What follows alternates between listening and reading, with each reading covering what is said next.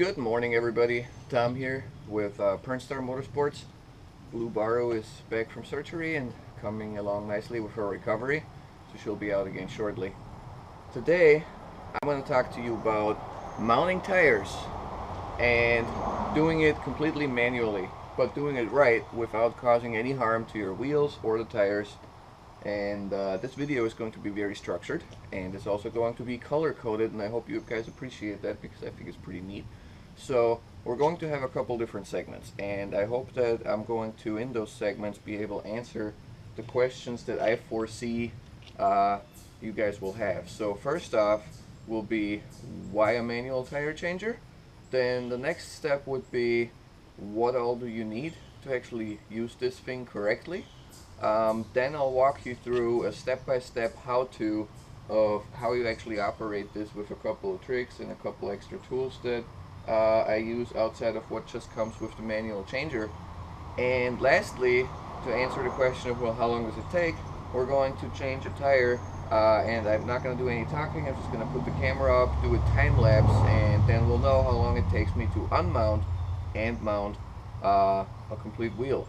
So hope there's something in there for you that you guys enjoy and it'll be helpful. Let's get started. First portion of this video is the why. Why do I bother going with a manual tire changer instead of a machine? And I realized that you can't count on every event having somebody around that has a tire machine. That's nice, and a lot of the events do, but not all of them. I ran into the situation where I was planning on running some scrubs on wheels that I already had with me, and there was nobody at the event to change them. And then I learned basically the hard way that none of the official tire places will touch used tires for you.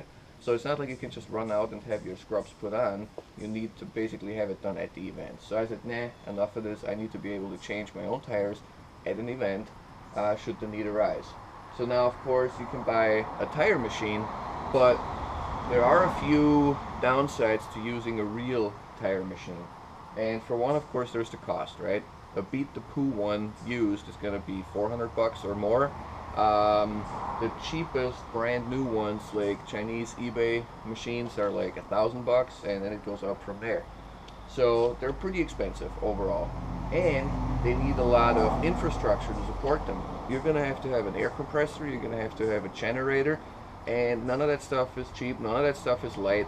And essentially, by the time you pack all this up, you're going to need some way to lift all this into your truck, and the whole bed of your truck is just going to be dedicated to mounting tires. So, and then you can't leave it in there because obviously you got to get it out of the weather, and it just seems like a pain in the ass, to be honest. So the manual tire changer obviously has none of those issues. It's cheap. If you opt like me to mount it on the front of your trailer, it's as mobile as can be, and it will stay on there indefinitely until it rusts off, I guess.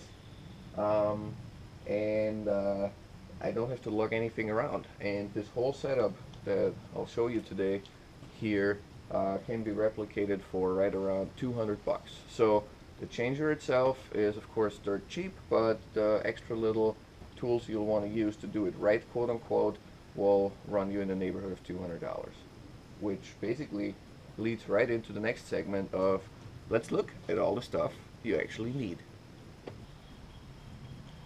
First off, what you're going to want to buy is just fairly obvious, is the tire changer itself.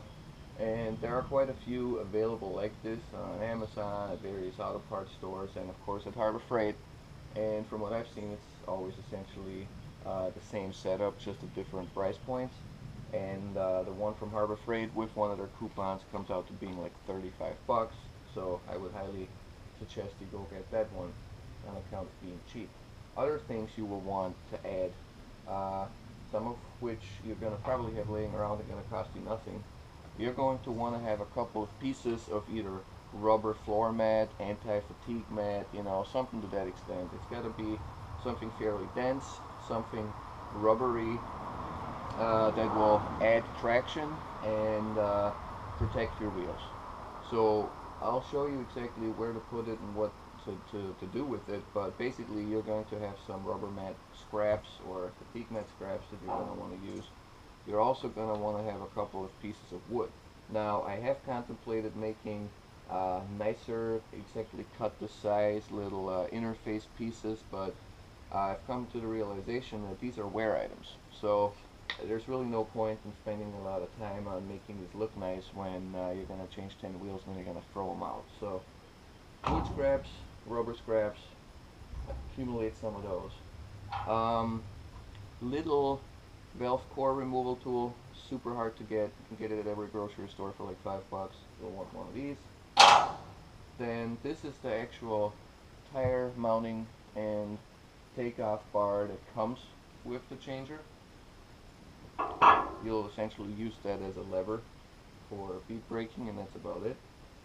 Then you'll want a ratchet strap. Now there are plenty of other options to do the job that I'm going to show you perform with this, but this has just, through a little bit of trial and error, worked the best for me, and you probably have one laying around. This specific variety is one of the ones where on the one end of the strap there is a hook, but then there's also a loop, and I cut the hook off and just used this loop end, and I shortened the strap a whole bunch, and once I actually go through the step by step, it'll make a whole lot of sense to you why I chose to do that. Then here, this is what I call the sanity preservation device. It's, you know, just a little bungee cord that'll make your life a lot easier. We'll get to that. So far, as you've seen, it's a $35 changer. Stuff that you probably have laying around anyway. And box of rubber gloves and kitchen towel, you know.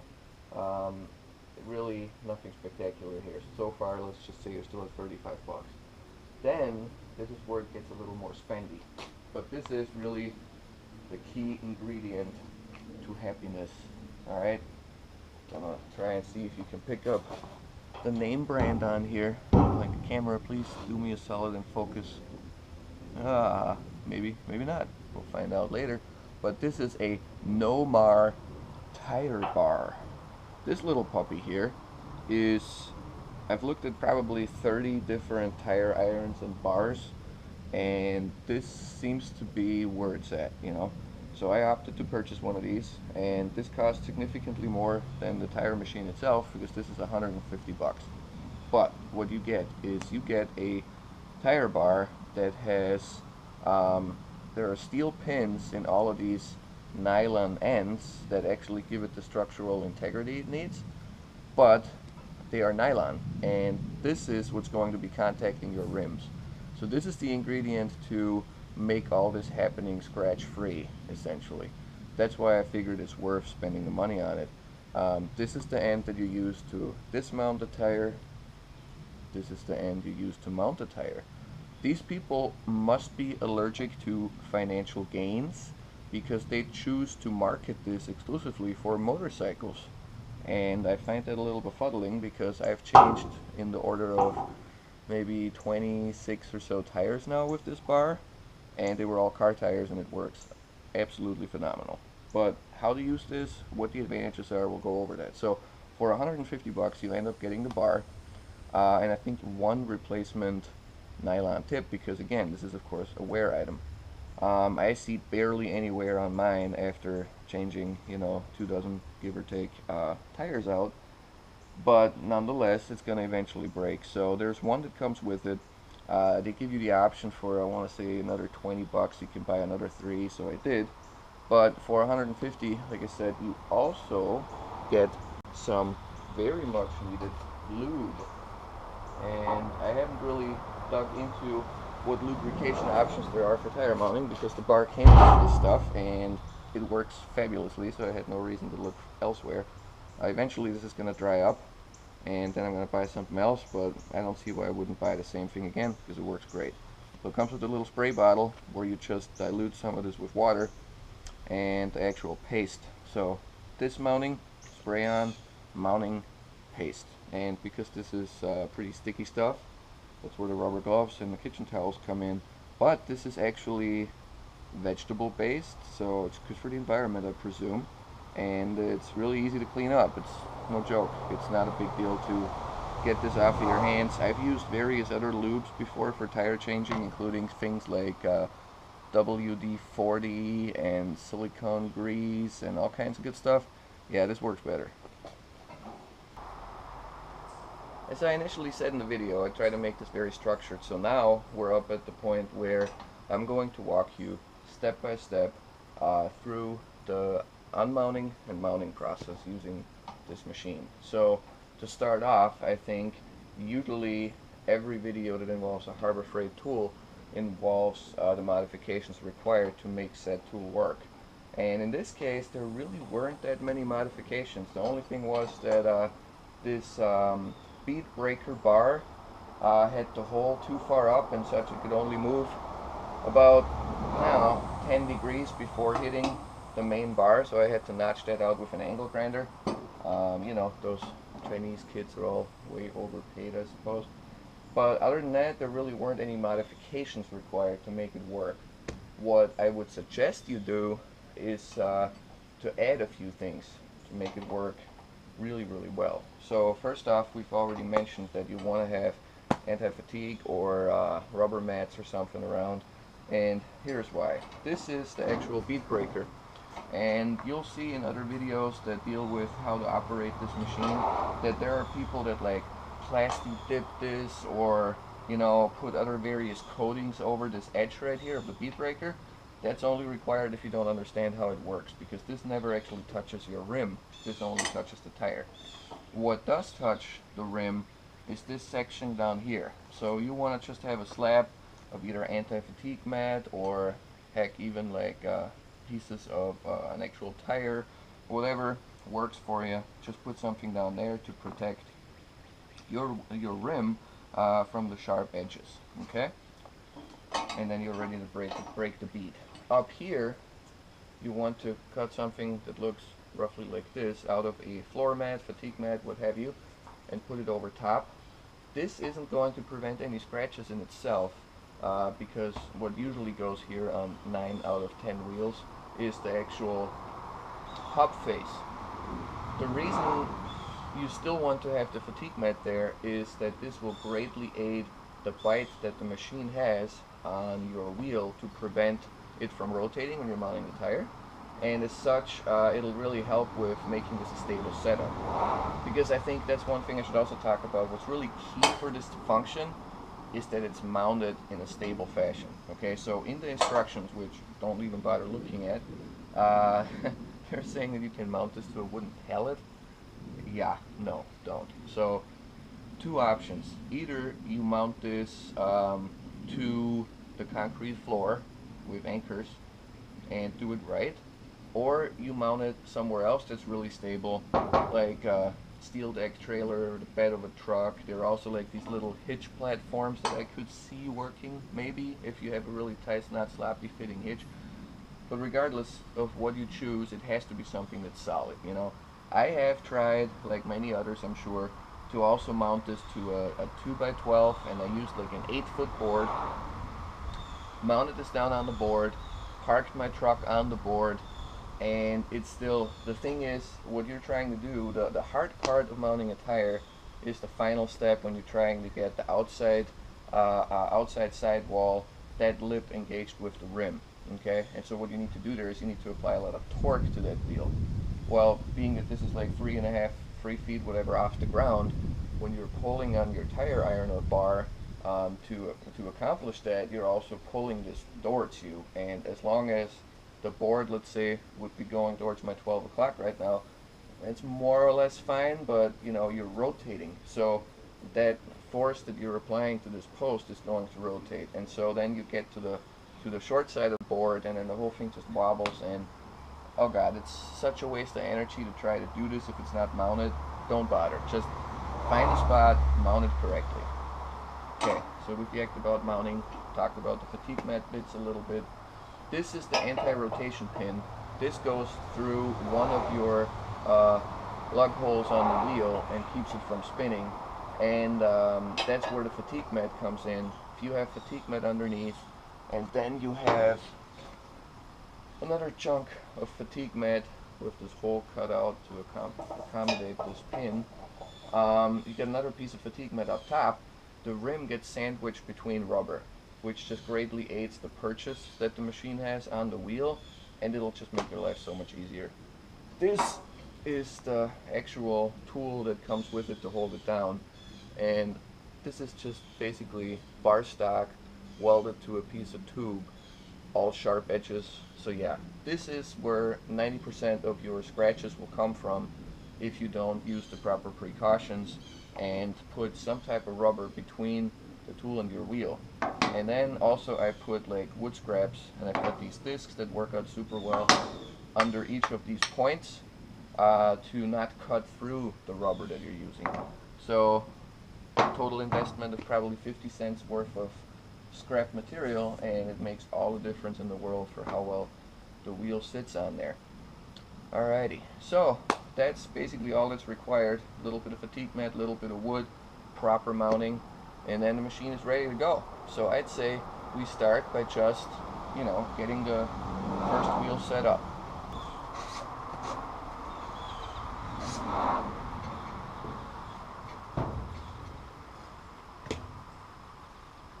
Here's our victim.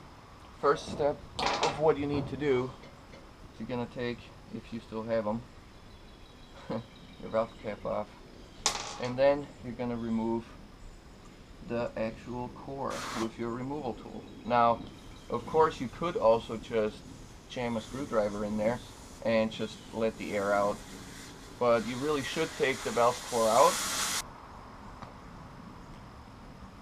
The reason you want to actually have the valve core removed isn't just to deflate the tire.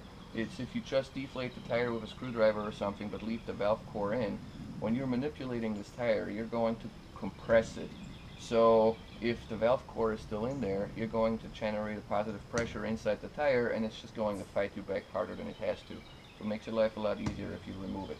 So first things first, you have your fatigue mat underneath to not scratch the rim. It's up against that hump, so it's limiting its travel towards me here basically. You either put the valve at the, from my perspective right now, 3 o'clock or 9 o'clock. And with a wheel like this, it's not going to make a difference. But if you have a TPMS sensor in there, you don't want to be trying and beat the tire right over top of that. That could backfire on you. Okay, so as you can see here, sanity preservation device is in place, and this is actually holding the bead breaker up. If you don't have a bungee cord on there, you need 3 hands to actually hold that up all the time while you're manipulating the tire. So what I do is you got the anti-rotation pin here, and when I get ready to actually break the bead, I put the sanity preservation device over the anti-rotation pin, and so then it'll just stay there, and next time I need to manipulate the wheel, I'll put it over top again. Here it's critical where you choose to contact the sidewall. You want to be about halfway up the sidewall, and then you just step on the opposite side, push down,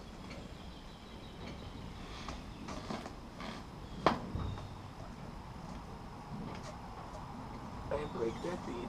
You're halfway up the sidewall. Spray a little lube in there.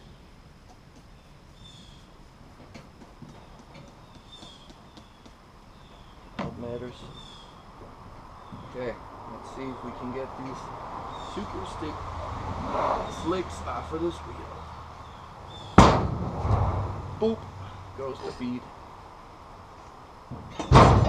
Sanity preservation device over top. Now I can pick up and rotate the tire 180 degrees. You can see it's debeaded over here. And now we'll attempt to do the same thing 180 degrees out. Find the spot right there. Oh, that was easy peasy. Bloop. There she goes. Front face, obviously, very critical that you got that fatigue mat, or else you're going to put some gnarly scratches in there.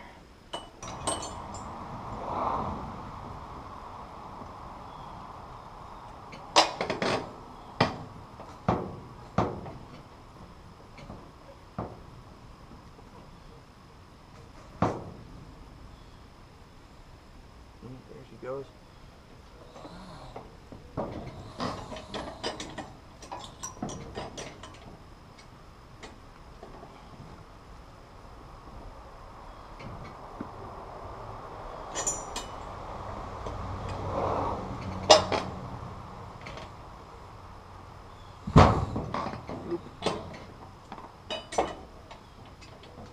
Do this in as many spots as needed for the tire to cooperate. There we go. So now what you have is a deflated and debeaded tire.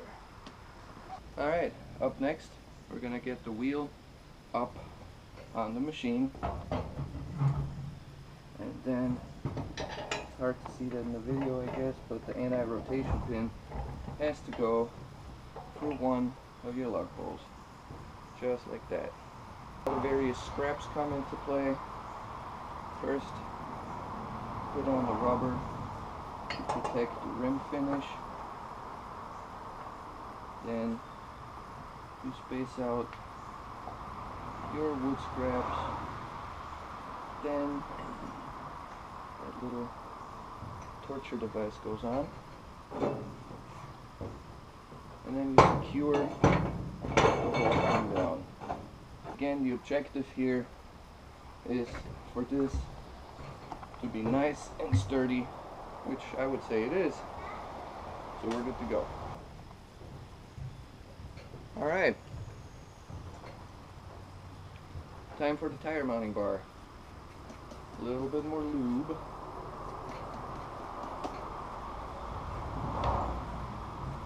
Also, doesn't hurt to wipe the rim real quick off of like brake dust and various other debris that you may have on there. And there's already a scratch in there from the pros mounting them. You can't really make it much worse than that, right?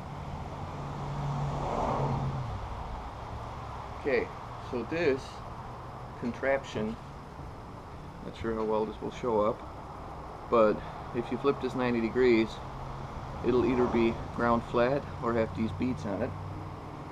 So, first thing you do, trying to see how to do this so that it's nicely on camera for you guys. You chap this in here behind the tire, then you rotate it, and then you pull up and over. And now that tire can off. Whee! Look at that. Easy peasy. Now that was the outside shoulder. Now we're going to repeat that process for the inside shoulder. Just going to pull it away, lift this up, get this in between the tire, edge of the rim, pull up a little, rotate it, and ta-da! This is the tire that's going to go on this rim, and it needs a little prep to go on first. So first up, you want to decide which way you're going to mount it, and then whatever ends up being your outer shoulder is going to be on top, of course. And on the side that's up, you want to lubricate the inside of the tire. On the side that's facing down, you want to basically just lubricate this edge. Okay, so good helping of the grease. Put that on the inside of the top. It's really gonna make your life a lot easier. And don't be skimpy with it. The grease is cheap, the wheels are not. Get that thoroughly coated, and still quite a bit left on my glove here. So I'm going to do this inside edge. Alright. Again, good slob of grease. Put it on the drop center. And on the edge of the wheel, to help getting the tire over that edge. Here she goes. On a 100% humidity day like today, this actually qualifies as a workout. So, bottom shoulder, or the inner shoulder in this case, you just push onto the tire, and this goes relatively easy. I found that the bigger the wheel, the easier it is. So these are the smallest I've mounted so far. These are 15s. When I did the same exercise with 17s, it was way easier to get that on. What I did here is I used the ratchet strap to basically secure the tire to the wheel through the spokes, and there are other gizmos that can also keep the tire from rotating on the rim, but this I found has the advantage of actually pushing the tire into the rim, giving you more rubber to work with on the other end. So that's what I prepped off camera, and now we should be ready to attempt this. This end of the bar is going to be used for that task, and the way this works is the rim is going to be sitting over top of these little nubbies, and the tire is going to be sitting below it, and you rotate it around the post. So I have found that it seems to be favorable to put a little bit of lube onto these nibbles, and then you start by inserting the tool between the tire and the rim. There she goes. And you want to have this pushed down. Okay? And now you'll see, as I rotate that bar around, the tire is going to want to rotate. But because of this ratchet strap, it couldn't. In the why would I bother, I said that this doesn't require you to bring an air compressor to the track. And that's still true, because typically you can't find an air compressor at a track that allows you to just hook up permanently, you know, and just set up camp with your machine. But most of them have air available to inflate tires, and even if they don't, you can go to the gas station across the street and air them up there. So nice to have a compressor, but it's still not needed to change the tire. Any second now. 13. Boom! There she goes. Alrighty, so now tire's seated. So I'm going to put the valve core back in.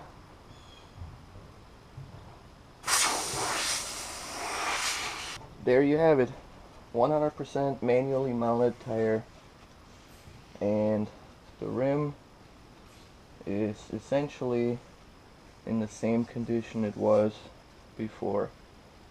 There's a little gouge there that's unfortunately not new, and a couple of minor scrapes, but I am all but certain that those were already there when I had the wheels mounted by somebody else before.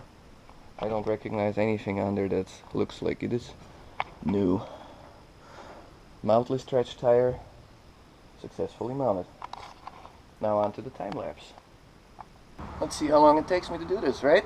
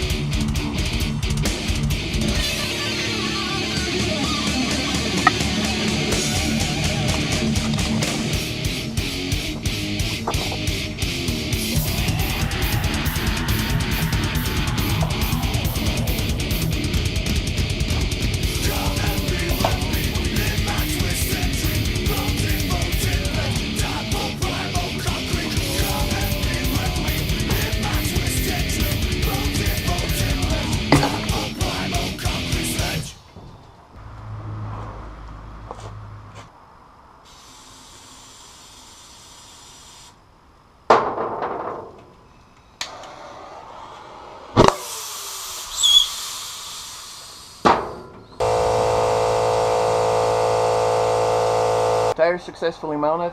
Hope you find this video helpful. Shows you how the machine works and all that. It's a bit of a workout. You're gonna sweat. We can guarantee you that, especially with the humidity like it is today. As a bonus, you got a couple of laughs out of me struggling with a mildly stretched tire. Usually I buy tires the size that fit the rim. This was more of an emergency situation where I didn't plan on having my fronts go bad this quickly. And so I had to use what I had laying around. Alrighty, until next time guys, have a good one.